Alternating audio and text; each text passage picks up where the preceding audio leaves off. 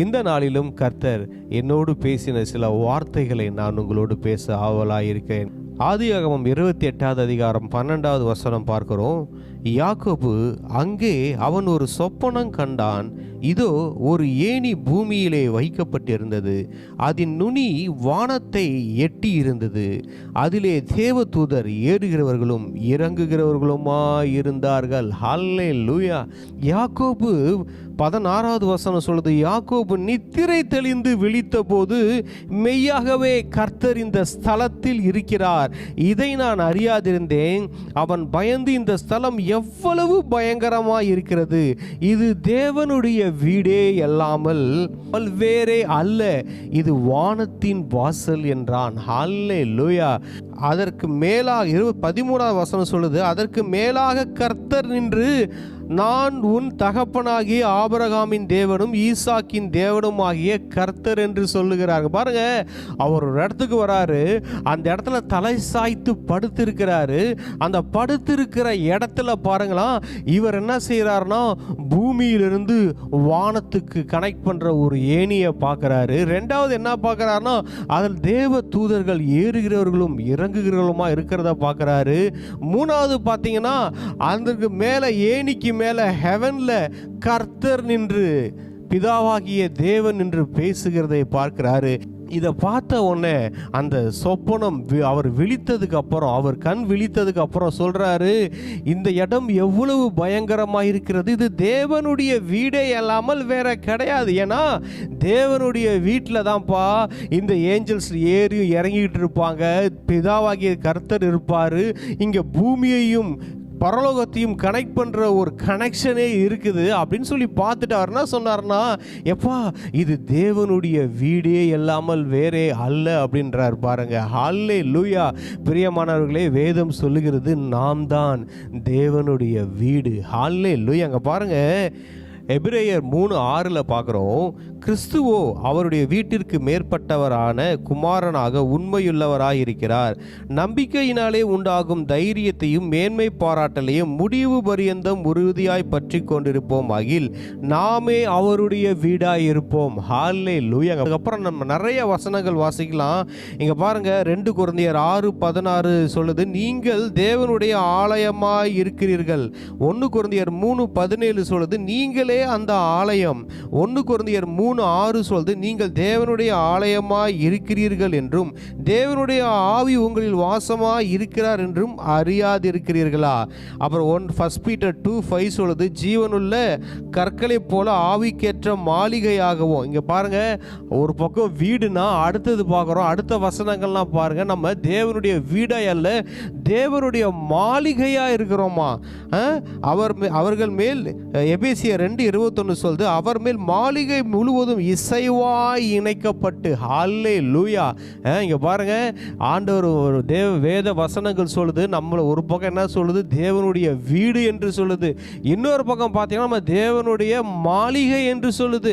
இப்போ பாருங்க, அதை விட காட்டிலும் நீங்க என்ன சொல்லுதுன்னா, 1 கொரிந்தியர் 6:19 சொல்லுது, உங்கள் சரீரமானது நீங்கள் தேவனாலே பெற்றும் உங்களில் தங்கியும் இருக்கிற பரிசுத்த ஆவியினுடைய ஆலயமாய் இருக்கிறதென்றும் நீங்கள் உங்களுடையவர் அல்லவென்றும் அறியாதிருக்கிறீர்களா? என்ன சொல்லுது தேவனுடைய வார்த்தைகள்? நாம் தான் தேவனுடைய வீடு, தேவன் வாசம் செய்கிற ஸ்தலம் இன்னைக்கு நம்ம தான், தேவனுடைய மாளிகை நம்ம தான், தேவனுடைய ஆலயமாய் இருக்கிறோம் நம்ம. இன்னைக்கு வீடாய் மாத்திரமல்ல, தேவனுடைய ஆலயமே இன்னைக்கு நம்ம தான் இன்னைக்கு ஒரு சர்ச்சா இருக்கிறோம். நமக்குள்ள இந்த சபையில இந்த ஆலயமாகிய நம்ம சரீரத்துக்குள்ள ஆண்டவராகிய இயேசு கிறிஸ்து வந்து ஒரு வாசம் செய்கிறார். இப்ப பாருங்க, அன்னைக்கு யாக்கோபு எதை பார்த்து இது தேவனுடைய வீடுன்னு சொன்னாரு? அதுல பரலோகத்துக்கும் பூமிக்கும் ஒரு கனெக்ஷன் இருந்துச்சு இல்லை? இங்க பாருங்க, அதுதான் இன்னைக்கு இதை பார்த்து கொண்டிருக்கிற தேவனுடைய பிள்ளைகளே, நீங்கள் தான் தேவனுடைய ஆலயம், நீங்கள் தான் தேவனுடைய வீடு, நீங்கள் தான் தேவனுடைய மாளிகை. ஹல்லேலூயா. இது என்ன ஒரு பாக்கியம் பாருங்க. அங்க அவர் என்ன பார்த்தாருன்னா, அந்த பூமிக்கும் அந்த பரலோகத்துக்கும் ஒரு கனெக்ஷன் இருந்துச்சு. பிரியமானவர்களே, இங்க எல்லாருக்கும் சொல்ற ஆண்டவருடைய பிள்ளைகளே, உங்களுக்கும் பரலோகத்துக்கும் ஒரு கனெக்ஷன் ஆண்டவர் ஆண்டவராகிய இயேசு கிறிஸ்து சிலுவையிலே ஏற்படுத்தி விட்டார். அன்னைக்கு இதை பார்த்து இந்த இடம் பயங்கரமா இருக்குன்னு சொன்னார். அவர் இதை பார்த்து மிரண்டுட்டார் யாக்கோப்பு. இங்க பாருங்க, இதே மாதிரி தான் சொல்லுகிறேன், உங்களுக்கும் தேவனுக்கும் ஒரு கனெக்ஷன் இருந்துச்சுன்னா இந்த உலகம் உங்களை பார்த்து பயப்படும். ஹல்லேலூயா. உங்களை குறித்த பயங்கரம் இந்த உலகத்தை பிடிக்கும். ஹல்லேலூயா. பிசாசுகள், சாத்தானின் கோட்டைகள், சாத்தானின் கூட்டங்கள் உங்களை பார்த்து நடுங்கும். ஐயோ, இவன் பயங்கரமான ஆளுப்பா, இவனுக்கும் பரலோகத்துக்கும் ஒரு கனெக்ஷன் இருக்குப்பா. இங்க பாருங்க, அதுதான் ஆண்டவர் சொன்னாரு. யோவான் 1வது அதிகாரம் 51வது வசனத்துல சொன்னாரு, இது முதற்கொண்டு தேவ தூதர்கள் பரலோகத்துக்கு ஏறுவதையும் இறங்குவதையும் காண்பீர்கள் சொன்னாரு. அதை செய்ய வந்தவர் தான் ஆண்டவராகிய இயேசு கிறிஸ்து. நமக்கும் பரலோகத்துக்கும் ஒரு கனெக்ஷனை உண்டு பண்ணார், நமக்கும் பிதாவுக்கும் ஒரு கனெக்ஷனை உண்டு பண்ணார். இங்க பாருங்க, அன்னைக்கு தேவனுடைய வீடு அந்த பெத்தேல்ல என்ன நடந்ததுன்னா, தேவ தூதர்கள் ஏறுகிறவர்களும் இறங்குகிறவர்களுமா இருந்தாங்க. இதே தான் இன்னைக்கு நமக்குள்ளேயும் அதுதான் நடக்குது பிரியமானவர்களே. நம்ம கிட்ட இருந்து தேவ தூதர்கள் பரலோகத்திற்கு போவதும் பரலோகத்திலிருந்து செய்திகளை வாங்கி கொண்டு நம்ம கிட்ட வரதும் இந்த டிரான்ஸ்ஃபர்மேஷன் தான், இந்த ஒர்க் தான் நடந்துட்டு இருக்கு. இதுதான் தேவனுடைய ஆலயத்தில் நடக்கின்ற காரியங்கள். ஹல்லேலூயா. உங்களுக்கும் பரலோகத்துக்கும் ஒரு கனெக்ஷன். ஹல்லேலூயா. உங்களுடைய ஏணி அது பரலோகத்தை எட்டி இருக்கணும். உங்க ஏணி இன்னைக்கு எங்க இருக்கு? உங்க ஏணியை எங்க போட்டிருக்கீங்க? ஆலயத்தில் இருக்கிற ஏணி, இந்த தேவனுடைய ஆலயத்தில் இருக்கிற ஏணி பரலோகத்தில் கனெக்ட் ஆயிருக்கா, இல்ல பாவத்தில் கனெக்ட் ஆயிருக்கா, இல்ல ஆண்டவர்கிட்ட கனெக்ட் ஆயிருக்கா, இல்ல அசிங்கத்தோட கனெக்ட் ஆயிருக்கா? இன்னைக்கு நம்ம தான் செக் பண்ணணும். பாருங்க, இன்னைக்கு இந்த ஆலயமாகிய ஏணியை நான் பரலோகத்தோட கனெக்ட் பண்ணியிருந்தேன்னா அங்கிருந்து ஏஞ்சல்ஸ் இறங்குகிறதையும் நம்ம கிட்ட இருந்து அவர்கள் ஏறுவதையும் நம்ம பார்ப்போம். இங்க இருந்து நம்ம சொல்ற மெசேஜ் அவங்க ஹெவனுக்கு கொண்டு போவாங்க. அங்கிருந்து அதோட ரிசல்ட்டை திரும்ப நம்ம கிட்ட கொண்டு வருவாங்க. ஹல்லேலூயா. இந்த தேவ ஆலயம்னாலே பாருங்களா, ஆண்டவர் உள்ள வாசம் செய்கிறார், தேவ தூதர்கள் சுற்றியும் இருக்கிறார்கள். இதுதான் தேவனுடைய வீட்டின் அட்மாஸ்பியர். இதே தான் நம்ம பார்க்கிறோமோ பார்க்கலையோ, இதுதான் உண்மை.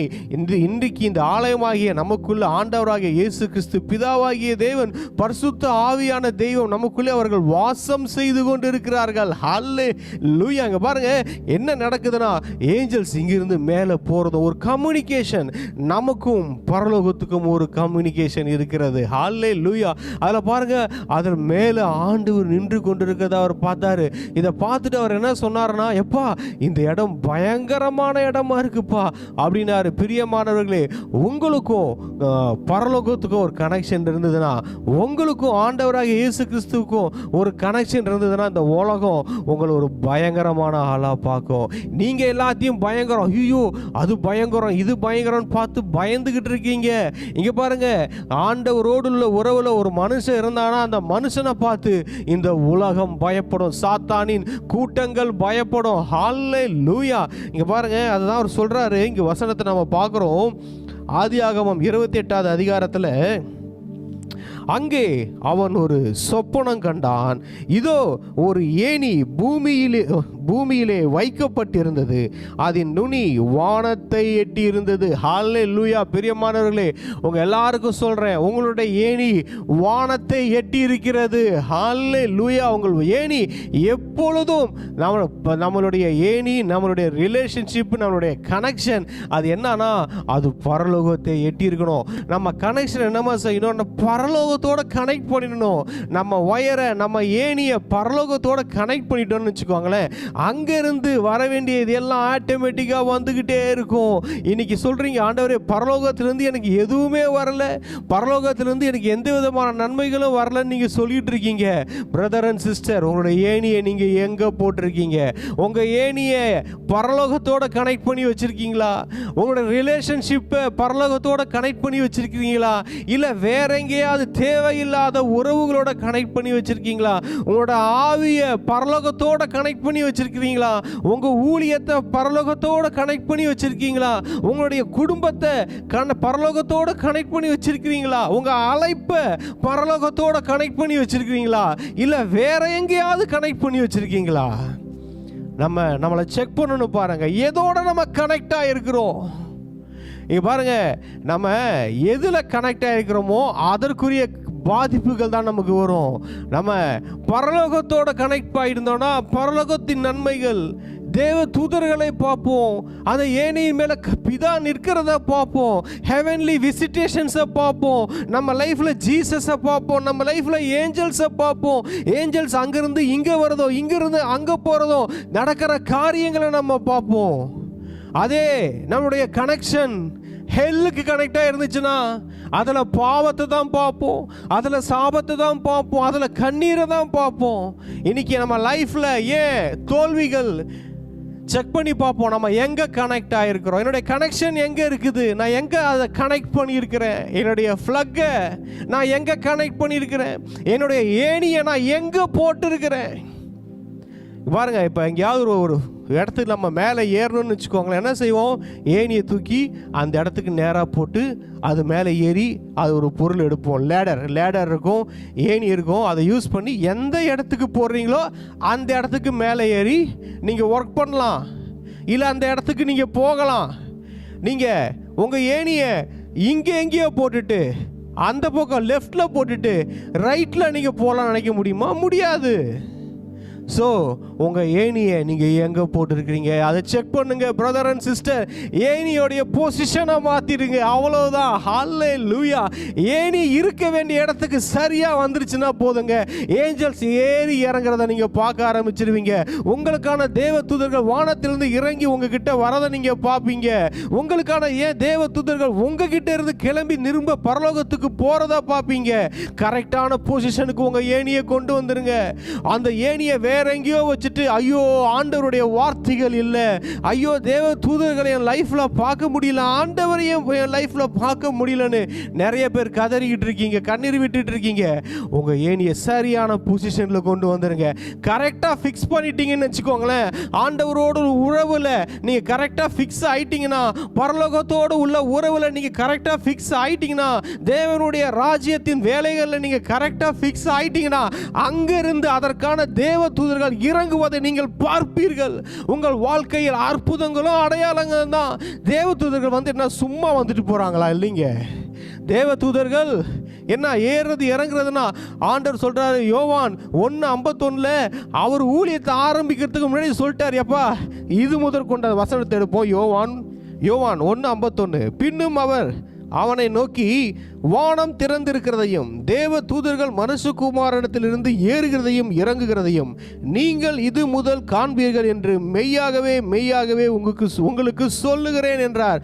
என்ன சொன்னார்னா, அவர் ஊழியத்தை ஆரம்பிக்கிறதுக்கு முன்னாடி எப்பா வானம் திறக்கப்பட்டுடும். அழகா சொல்றார் பாருங்க, வானம் திறந்திருக்கிறதையும். அவர் ஊழியத்துக்கு வராருன்னு என்ன பண்ணிட்டார், பிதா வானத்தை திறந்து விட்டார். ஹல்லேலூயா. பிரியமானவர்களே, உங்களுக்கு நான் தீர்க்க தரிசனமாக சொல்கிறேன், வானம் உங்களுக்கு திறக்கப்படுகிறது. இங்க பாருங்க, ஒரு பணக்காரன் வீட்டை திறந்து எல்லாம் போய் என்ஜாய் பண்ணுங்க அப்படின்னா எப்படி இருக்கும்? உள்ள எல்லாம் நல்லா எல்லா செல்வ செழிப்புகள் இருக்கும். இல்லை ஒரு அரண்மனையை திறக்கிறாங்கன்னு வச்சுக்கோங்க, அரண்மனையை ஒரு ராஜா திறந்து போங்கப்பா எல்லாம் நீங்கள் எடுத்து அனுபவிங்கன்னு சொன்னால் அதில் எவ்வளோ இருக்கும்? அதை விடுங்க. அதே மாதிரி ஒரு பேங்க் வச்சுக்கோங்க, பேங்க் எடுத்து ஒரு பேங்க் ஓனர், எப்பா நான் பேங்கை திறக்கிறேன், இருக்கிற பணத்தை எல்லாம் நீங்கள் வந்து எடுத்துக்கோங்கன்னு சொன்னால், இங்கே பாருங்க ஆண்டவர் என்னமா சொல்கிறாரு, எப்பா நான் பரலோகத்தையே திறக்கிறேன். Hallelujah. Praise Lord, praise Jesus. இங்க பாருங்க, பரலோகம் திறக்கப்படுகிறது. அவங்க எல்லாருக்கும் நான் தீர்க்க தரிசனமாக சொல்லுகிறேன், உங்களோட உறவை சரியான பொசிஷன்ல கொண்டு வந்துருங்க. உங்க ஏணியை கரெக்டா நீங்க காடோட கனெக்ட் பண்ணுங்க. உங்க உறவை சரியா நீங்க பிதாவோடு தேவனுடைய ராஜ்யத்தோடு பரலோகத்தோடு கனெக்ட் பண்ணுங்க. கனெக்ட் பண்ணும்போது என்னமா நடக்கும்? உங்களுக்கான பரலோகத்தின் வாசல் திறக்கப்படும். ஹல்லேலூயா. வானத்தின் வாசல் திறக்கப்படும். ஆமென். ஹல்லேலூயா. இதை பார்த்து கொண்டிருக்கிற அநேக தேவனுடைய பிள்ளைகளே, உங்களுக்கான பரலோகத்தின் வாசல் திறக்கப்படுகிறது. எங்க பரலோகம் திறக்கப்பட்டுச்சுன்னா என்னென்ன ஆசீர்வாதம், அதை விவரிக்க வார்த்தையே இல்லை பாருங்க. பரலோகம் திறக்கப்படுகிறது என்றால் ஐயோ, அதான் ஆண்டவர் சொன்னாரு, எப்பா இது முதற்கொண்டு என்ன சொல்றாருன்னா, எப்பா இப்பையில இருந்து சொல்றாரு ஆண்டவர் ஊழியத்தை ஆரம்பிக்கிற அந்த டைம்ல சொல்றாரு, இப்பையிலிருந்து பா வானம் திறக்கப்படுறத பார்ப்பீங்க. வானத்திலிருந்து தேவதூதர்கள் இறங்குவதையும் ஏறுவதையும் பார்ப்பீங்க. என்னன்னா, ஆண்டவர் மினிஸ்ட்ரி பண்ணும் போது ஏஞ்சல்ஸ்லாம் ரொம்ப ஆக்டிவா இருந்தாங்க. இவர் கமாண்ட் கொடுக்கிறது என்ன, அங்க அற்புதங்கள் நடக்கிறது என்ன, தேவதூதர்கள் பணி நடக்கிறது என்ன, இவர் உபவாசம் இருந்தாலும் தேவதூதர்கள் பணி செய்கிறார்கள், இவர் சிலுவையில் அறையப்படுவதற்கு முன்பாகவும் தேவதூதர்கள் பணி செய்கிறார்கள், இவர் மினிஸ்ட்ரியில எங்க போனாலும் தேவதூதர்கள் பணி இருந்தது. ஹல்லேலூயா. அதனால தான் அவர் சொன்னார்ப்பா, இது முதற்கொண்டு நீங்க பாப்பீங்க, பரலோகம் திறந்துடுச்சு, ஆண்டவர் ஊழியம் செய்ய வராருன்னு என்ன பண்ணிட்டாருன்னா, பிதா பரலோகத்தை திறந்து விட்டார். ஹல்லேலூயா. எல்லா miracles, science and wonders, healings, blessings எல்லாத்தையும் அப்படியே ஓபன் பண்ணி வச்சுட்டார். அதான் ஜீசஸ் சொன்னாருப்பா, நான் இங்க இது முதற்கொண்டு இங்க வானம் திறந்து இருக்கிறதையும், வானம் உங்களுக்கு சொல்ற, உங்களுக்கான வானம் திறக்கப்படுகிறது, உங்கள் ஊழியத்துக்கான வானம் திறக்கப்படுகிறது, உங்கள் குடும்பத்துக்கான வானம் திறக்கப்படுகிறது, உங்கள் சபைக்கான வானம் திறக்கப்படுகிறது. அங்கிருந்து ஏஞ்சல்ஸ் உங்களுக்கு என்னென்ன பொக்கிஷம் இருக்கோ, வானத்திலே உங்களுக்கான என்னென்ன பொக்கிஷம் இருக்கோ அத்தனையும் உங்களுக்கு கொண்டு வர போகிறார்கள்.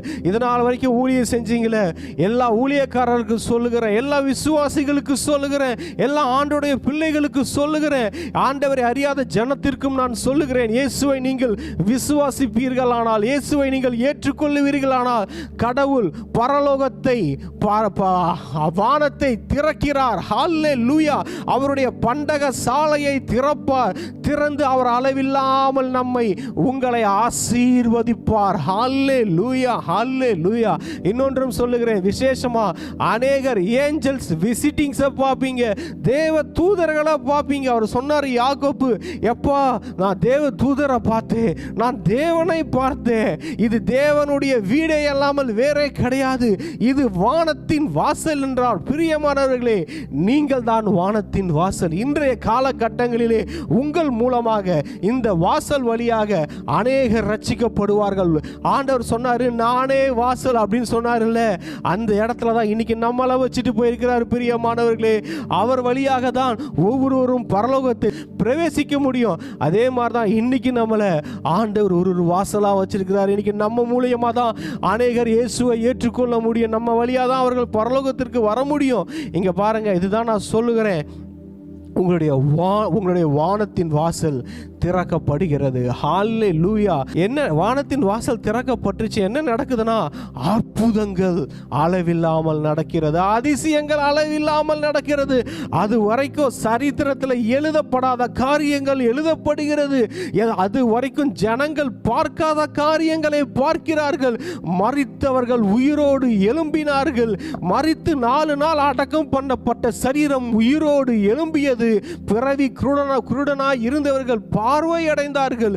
குஷ்டரோகிகள் சொஸ்தமானார்கள். திரளாய் ஜனங்கள் ரட்சிக்கப்பட்டார்கள். ஆயிரமாய் ஜனங்கள் ரட்சிக்கப்பட்டதை நாம் பார்த்தோம். இதுதான் ஒரு வானம் திறக்கப்பட்டதானால், ஒரே ஒரு மனிதனுக்காக வானம் திறக்கப்பட்டதனால் நடந்த அற்புதம். ஆண்டவராகிய இயேசு கிறிஸ்துவுக்காய், அவர் ஒருவருக்காய் வானம் திறக்கப்பட்டதனால் நடந்த அற்புதம். பிரியமானவர்களே, இன்றைக்கு நீங்க பாருங்க, நம்ம ஒவ்வொருவருக்காகவும் எனக்குரிய வானம் திறக்கப்பட்டுச்சுன்னா, உங்களுக்குரிய வானம் திறக்கப்பட்டுச்சுன்னா, இந்த பூமியில் இருக்கிற ஆண்டவருடைய பிள்ளைகள் எத்தனை கோடிகள், அவர்களுக்குரிய வானம் திறக்கப்பட்டதானால் அதிலிருந்து தேவதூதர்கள் இறங்குகிறவர்களாகவும் ஏறுகிறவர்களாகவும் அவர்கள் தங்கள் வேலையை செய்ய ஆரம்பித்து விட்டார்கள். ஆனால் இந்த உலகம் கொள்ளாத அற்புதங்களாலும் அதிசயங்களாலும் இந்த உலகம் நிரம்பி வழியும். ஹல்லேலூயா. சபைகள் நிரம்பி வழியும். தேவனை அறியாத ஜனங்கள் தேவனை ஏற்றுக்கொள்வார்கள். எங்கும் அற்புதம், எங்கும் அதிசயம், எங்கும் அடையாளங்கள். ஹல்லேலூயா, ஹல்லேலூயா. இதுக்கு ஒண்ணே ஒன்று நம்ம செய்யணும். என்ன தெரியுமா? இந்த வீடு, இந்த ஆலயம், இந்த கடவுளின் மாளிகை அது சரியாக பரலோகத்தோடு இணைக்கப்பட்டிருக்கணும். தேவனுடைய ராஜ்யத்தோடு இணைக்கப்பட்டிருக்கணும். ஆண்டவராக இயேசு கிறிஸ்துவோடு இணைக்கப்பட்டிருக்கணும். சரியாக இணைக்கப்பட்டிருக்கும் போது அந்த இடத்திலே தேவ தூதர்கள் இறங்கி கிரியை செய்வதை பார்ப்போம். அந்த இடத்திலே தேவனுடைய வார்த்தைகள் உண்டாவதை பார்ப்போம். தேவனை பார்ப்போம். இங்க பாருங்க, அதான் ஆதியாகமம் 28வது அதிகாரத்தில் பார்க்கிறோம். அதற்கு மேலாக 13வது வசனம், அதற்கு மேலாக கர்த்தர் நின்று, நான் உன் தகப்பனாகிய ஆபிரகாமின் தேவனும் ஈசாக்கின் தேவனும் ஆகிய கர்த்தர், நீ படுத்திருக்கிற பூமியை உனக்கும் உன் சந்ததிக்கும் தருவேன். இங்க பாருங்க, நம்ம இருக்கிற இடத்த ஆண்டவர் நமக்கு தராருன்னா நாட் ஒன்லி லேண்டு மட்டும் கிடையாது. பாருங்க, நம்ம இருக்கிற இடத்துல, இந்த இடத்துல இருக்கிற ஜனங்களை ஆண்டவர் நமக்கு கொடுக்கிறார். ஹல்லேலூயா. இந்த இருக்கிற ஜனங்களை நாம் தேவனுடைய ராஜ்யத்துக்காய் ஆதாயப்படுத்துவோம். ஹல்லேலூயா. இங்க பாருங்க, யாரு எந்தெந்த ஏரியாவில் சர்ச் வச்சிருக்கீங்களோ அந்த ஏரியாவை சபை போதகர்களை ஆண்டவர் உங்களுக்கு கொடுக்கிறார். கொள்ளை பொருளாக கொடுக்கிறார். உங்களுக்காக, உங்க சபைக்காக கொடுக்கிறார். எழுதி வச்சுக்கோங்க. இது விசுவாசிச்சீங்கன்னா நீங்க எந்த ஊர்ல சபை வச்சிருக்கலாம், எந்த வில்லேஜில் சபை வச்சிருக்கலாம், எந்த ஏரியாவில் வச்சிருக்கலாம். அந்த ஏரியாவில் இருக்கிற ஜனங்களை ஆண்டவர் உங்களுக்கு கொடுப்பார். ஹல்லேலூயா. நீங்கள் ஊழியம் செய்து கொண்டிருக்கிற இடத்திலே அந்த ஜன கூட்டத்தை ஆண்டவர் உங்களுக்கு கொடுப்பார். ஹல்லேலூயா. அங்க பாருங்க, உன் சந்ததி பூமியின் தூளை போல் இருக்கும். நீ மேற்கேயும் கிழக்கேயும் வடக்கேயும் தெற்கேயும் பரம்புவாய். இங்க பாருங்க, உங்களுடைய சபை ஜனம் பூமியின் தூளை போல் இருப்பார்கள். பெருக்கம் உண்டாகும். அன்னைக்கு ஆபிரகாமுக்கு சொன்னாரு, அப்பா உன்னுடைய ஜெனரேஷன் இது பூமியை தூளை போல இருக்கும், வானத்தின் நட்சத்திரங்களை போல இருக்கும்னு. இன்னைக்கு என் டைம் மினிஸ்ட்ரியில் நியூ டெஸ்டமெண்ட்ல அதை ஸ்பிரிச்சுவல் ஃபாதராக நாம் இருந்து பார்க்கும்போது, ஊழியக்காரர்களே, விசுவாசிகளே, நீங்க ஒரு ஆவிக்குரிய தகப்பனாக இருக்கும்போது, தேவனுடைய ஊழியத்தை செய்து கொண்டிருக்கும் போது உங்களுக்கு வர ஆவிக்குரிய பிள்ளைகள் எப்படி திரும்ப இருப்பாங்க? இந்த பூமியின் தூளை போல் இருப்பார்கள். உங்களால் ஆசீர்வதிக்கப்படுகிற கூட்டம் வானத்தின் நட்சத்திரங்களை போல இருக்கும். நீங்க சுவிசேஷம் சொல்லி ரட்சிக்கிற ஆண்டவருடைய பிள்ளைகளின் கூட்டம் வானத்தின் நட்சத்திரங்களை போல இருக்கும். அவைகள் பூமியின் தூளை போல இருப்பார்கள். இதெல்லாம் நம்ப முடியலன்னு சொல்றீங்களா? சரீரம் செத்த ஒருவனாலே இவ்வளவு பெரிய கூட்டத்தை என் ஆண்டவராகிய இயேசு கிறிஸ்துவினால் செய்ய கூடுமானால் இதுவும் சாத்தியமே. ஹல்லேலூயா, ஹல்லேலூயா. உங்கள் ஒருவரால ரட்சிக்கப்படுகிற கூட்டம் வானத்தின் நட்சத்திரங்கள் கூட்டம் போல இருக்கும். உங்கள் ஒருவரால ஆண்டவரை இயேசு கிறிஸ்துவை, ஆண்டவராகிய இயேசு கிறிஸ்துவை ஏற்றுக்கொள்ளுகிற கூட்டம் பூமியின் தூளை போல் இருக்கும். ஹல்லேலூயா. ஒரு பெரும் கூட்டத்திற்கு நீங்கள் தகப்பனாவீர்கள், ஆவிக்குரிய தகப்பனாவீர்கள். ஹல்லேலூயா. இது என்ன பாக்கியம்! இப்படி விசுவாசிக்கணும் பாருங்க. ஏதோ வானத்தின் நட்சத்திரன்றதும் பூமியின் தூளை போல்ன்றதும் அது ஆபிரகாமுக்கு சொன்னாது, அதை நிறைவேறிட்டார். அப்படிதான் இல்லை.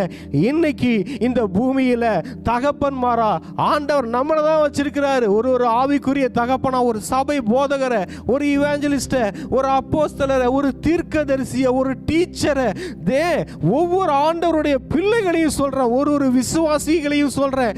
நீங்க தான், நீங்க இருக்கிற இடத்துல, நீங்க இருக்கிற தெருவில் நீங்க தான் ஆவிக்குரிய தகப்பன். உங்களால் அந்த தெருவு ரட்சிக்கப்பட வேணும். உங்களால் ஒரு திரள் கூட்டம் வர வேணும். உங்களால் வானத்தின் நட்சத்திரங்களை போல திரளான கூட்டம் ஆண்டுடைய ராஜ்யத்துக்கு வரப்போவது நிச்சயம், நிச்சயம். ஹல்லேலூயா, ஹல்லேலூயா.